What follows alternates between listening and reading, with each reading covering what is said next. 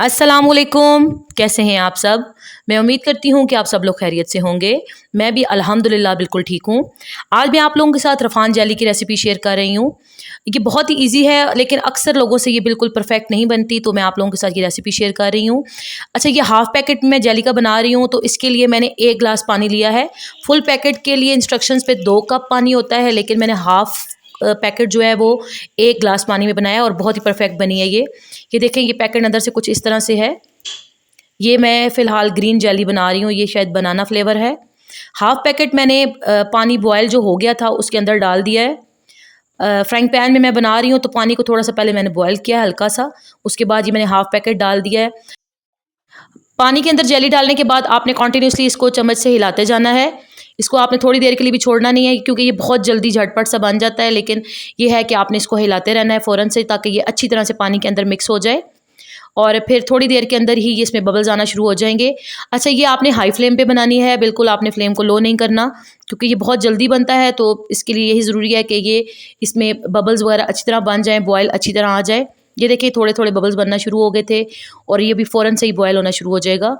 ये टोटल 3 से 4 मिनट का प्रोसीजर है। 3 से 4 मिनट के अंदर ये अच्छी तरह से बॉयल होकर इसके अंदर मिक्स हो जाता है कि जितना भी जेली पाउडर होता है पानी के अंदर मिक्स हो जाता है और फिर आपकी जेली बहुत अच्छी बनती है।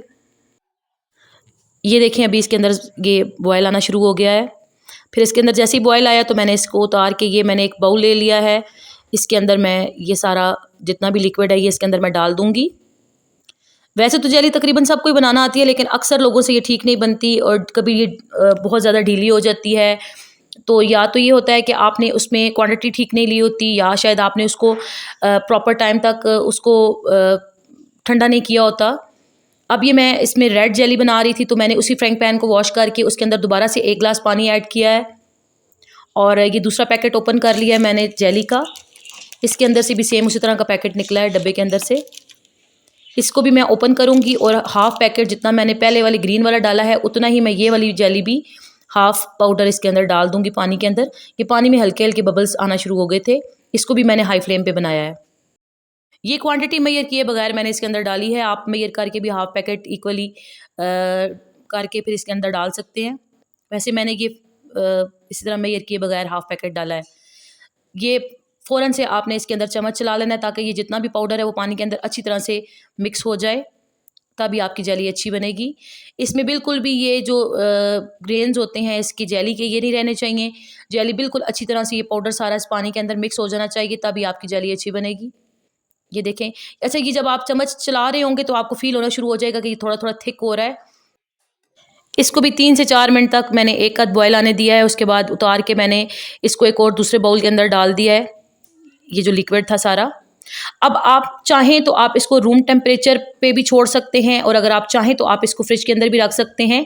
रूम टेम्परेचर पे आपने इसको तकरीबन 30 मिनट्स तक छोड़ना है और फ्रिज के अंदर तकरीबन 15 मिनट्स इनफ हैं। 15 मिनट्स के बाद आप इसको निकाल लें। ये देखें, मैंने फ्रिज के अंदर रखे थे दोनों बॉक्सेस।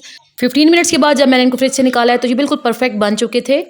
अब मैं छुरी की मदद से इनमें बराबर से इक्वल से कट लगा लूँगी।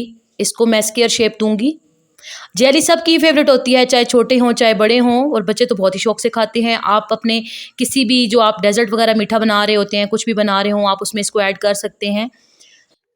ये मैंने छुरी की मदद से बिल्कुल इक्वल से इसमें कट लगा ली हैं। अब ये दूसरा ग्रीन वाली जेली है, इसके अंदर भी मैं छुरी की मदद से इस तरह इसको काट लूँगी।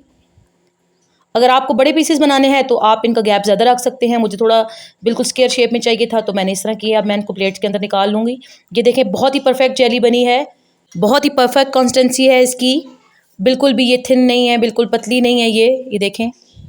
ये आप बच्चों को ऐसे भी खाने के लिए दे सकते हैं और अपने किसी डेजर्ट में भी यूज़ कर सकते हैं।